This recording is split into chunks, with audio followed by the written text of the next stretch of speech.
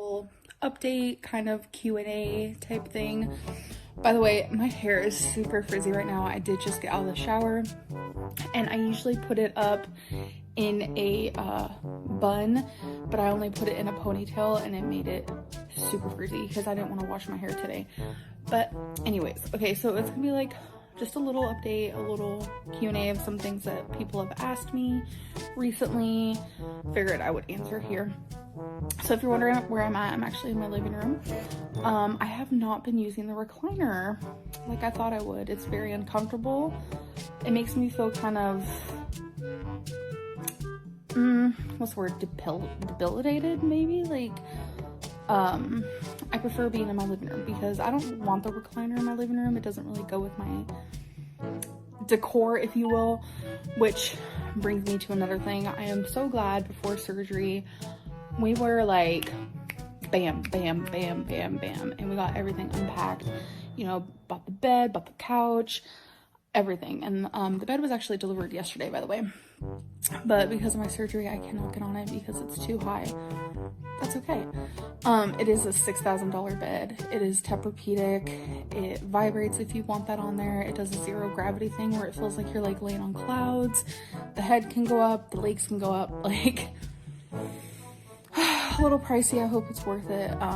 Becky really wanted it, and she said it was super comfortable because I actually didn't go in the store with her. I didn't even go with her because I actually was doing my self-quarantine when she got the bed.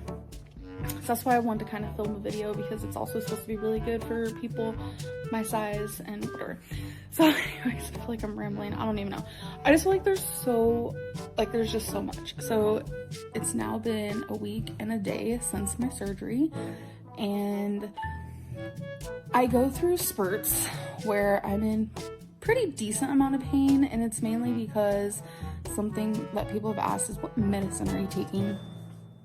Well, when I was at the hospital, I was drugged completely. I slept the whole time. I didn't feel any pain really. It was more so just like a discomfort. Couldn't move because I knew something was wrong. You know, that type of thing. But I was really drugged. I had an epidural. I had constant IV medicine going in me. I could press a little button and I would constantly press it because I did not want to feel pain. I was taking medicine nonstop and it was crazy. But they sent me home with Tylenol, ibuprofen, and oxycodone, I think is what it's called. And I've only been taking the Tylenol and I've only been taking ibuprofen. I will not take the oxy. I don't need it. I can withstand pain pretty well in my opinion. So if I do feel some type of pain, I just take my ibuprofen or my Tylenol on a clock. I'm supposed to take the Tylenol every 6 hours, and I only take half of what I'm supposed to. And then I'm supposed to take ibuprofen every 4.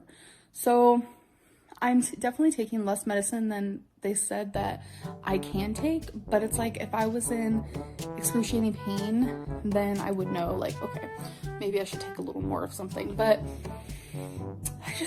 I don't feel like I need it, you know. I'm getting up and I'm listening to my body. They said that's very important, and I agree that's very important. Don't overdo it because you could really hurt yourself.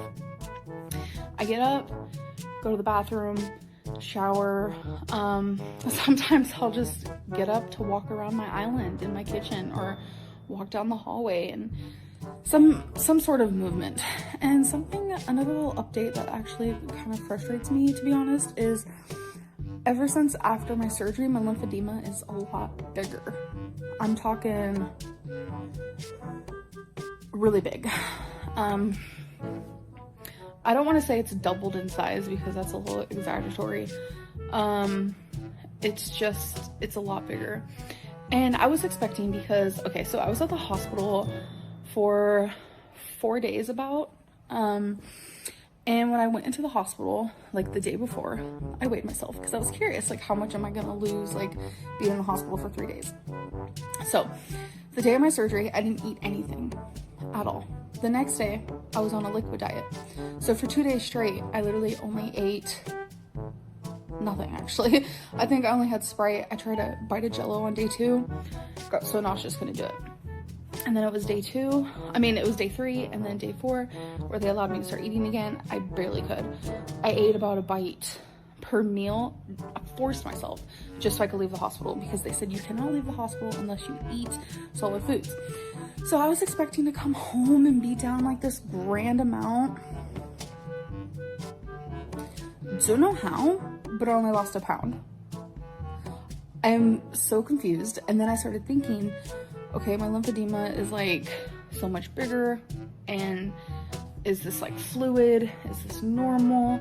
Which brings me to, okay, maybe I need to talk to my oncologist. My oncologist is actually the one who did my surgery. So it all just like works out so perfect. And I do have a appointment scheduled. It's a follow-up.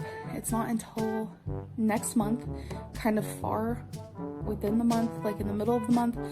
But I'm doing pretty good. Any issues I'm having, if they're not, you know, like immediate, I need immediate attention, which I haven't had any, I'm just jotting them so I can talk to my oncologist when I see her again. And yeah, the pain isn't so bad. The pain that I'm experiencing the most is where my left ovary would have been. Obviously I don't have it no more. Sometimes it's a burning, or it's just like a pain, a pulling. It hurts the most when I am standing, showering, laying flat, which I've been doing a lot lately. I have slept laying flat the last few nights because, like I said, I can't do the recliner. It's not comfortable. Makes me feel like, I don't know, I just don't like it. So I've been laying on the guest bedroom bed. I slept on the couch last night. Actually, it was so comfortable. That was the best sleep I've gotten, honestly, since surgery. And yeah, I love our couch. So it's like so perfect. Like everything was like definitely meant to be in that sort of thing. But yeah, the recliner, it's in the guest bedroom. Just gonna get rid of it. I mean, we were gonna get rid of it anyways after my recovery, but it's just like, it's not suitable for me right now. It doesn't work. Not comfortable. Another question, what was it? Oh, people are wondering, when is my mom leaving? Like, why has she been staying? She's been staying because it seems like every single doctor's appointment, it was some new, not like discovery, but some new situation and thing was happening. Like my mom wanted to be there for my CT scans, and she wanted to be there for my surgery, obviously, and to help me a bit afterwards. And she's leaving on the 31st of this month, and it makes me very sad. But she has a life. So yeah, that is when she is leaving. A lot of people are like, is she moving in with you? No, she is not. She's just here to help me and to be here for me, whether that's, you know, emotional support or whatever. And I know if my mom wouldn't have came during this time, she would have gotten a lot of hate, saying like, oh my god, do you not care about your daughter? And the fact that she's here, a lot of people think like she's using me for money. It's like the craziest thing. I haven't given her money. She hasn't asked me for money. She don't need my money. And it's so weird because it's like, no matter what people do, there's always going to be some sort of like drama along with it. And I personally don't understand it. You know, life right now is so much more than just these stupid little dramas that are happening online. There's a lot happening behind the scenes with people in my life and things that have happened recently. And it's like, it's more than just me. It's more than what I'm going through. And it's just, there's a bigger mess of things and sadness and heartache and confusion and fear that's happening right now, revolving a lot. And it's just like, we need positivity. We don't need this like negativity or this like dissection of, oh, why is Emerald's mom still there? Like, it's so silly. It's because her daughter has cancer, or might not have cancer anymore, which is a whole other question I've been getting is, so does the surgery take away the cancer? Do you still have cancer? Like, what's going on with that? So with uterine cancer, if you guys don't know that, it is the slowest growing cancer you can have. So there are people out there currently and in the past who have had uterine cancer for years without it spreading.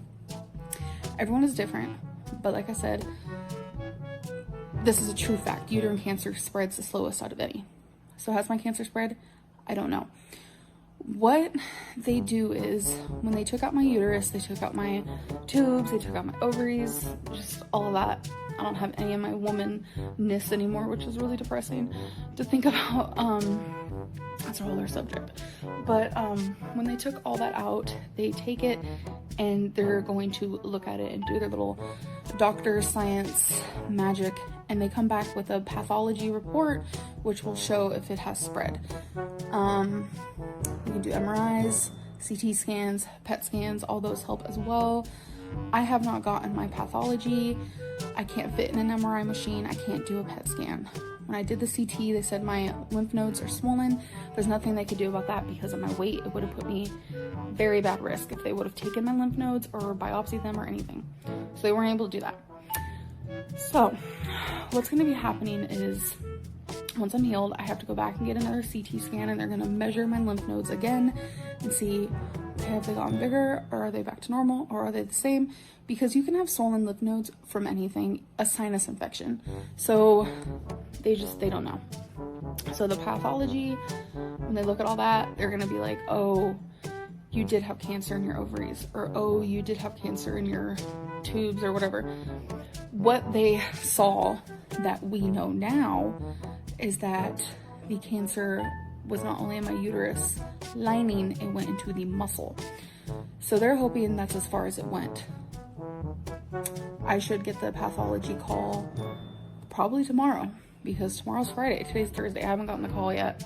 I probably won't. So I feel like I'll probably get it tomorrow. And if I don't, it'll be the next week after that, which sucks because it's like, I want to know. The unknown is very scary. If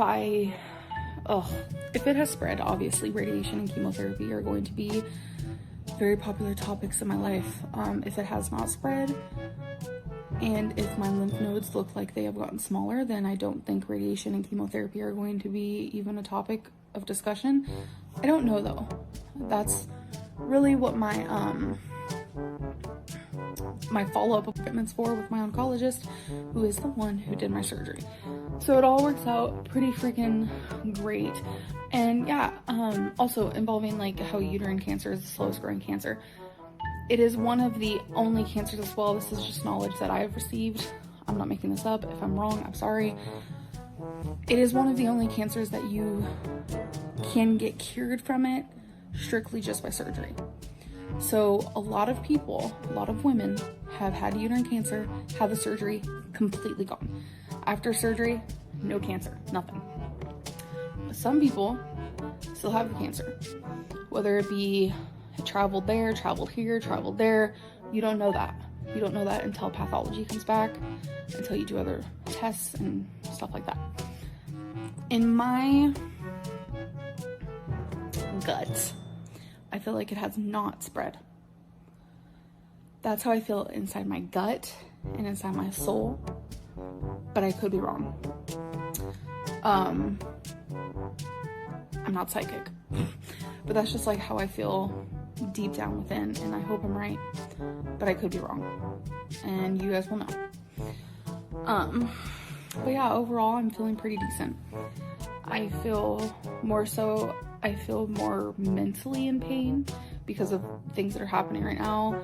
On top of, I never realized how much I did until I couldn't do anything, if that makes sense. Like something as simple as I want to do the dishes. I can't do them right now. You know, it's just like little things like that. And I always thought like, oh, I didn't do much throughout the day. You know, I probably did less than the average Joe, but not being able to do anything puts into perspective how much I actually used to do, which is really weird. Anyways, I'm like rambling. I think that was all that I had to talk about. I just remembered my head. because I was talking about the spinal leak. My head was hurting, couldn't sit up. All of that is completely gone, which I'm so glad for because that was really messing with me. I couldn't even lift my head without having just horrid pain, ear rushing. I couldn't hear right. It was crazy. And that is all gone, which makes me so freaking happy.